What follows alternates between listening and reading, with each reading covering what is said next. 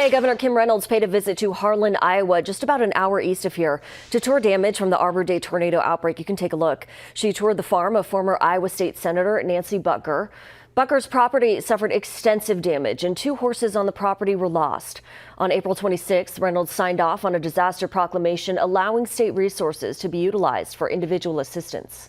We are in the midst of applying. We've sent an application in for a presidential declaration. We'll have FEMA, we believe, on site tomorrow to verify some of the numbers that we have. We think we're really close to being accepted or to actually get the presidential declaration. We should know by the end of the week, I would think.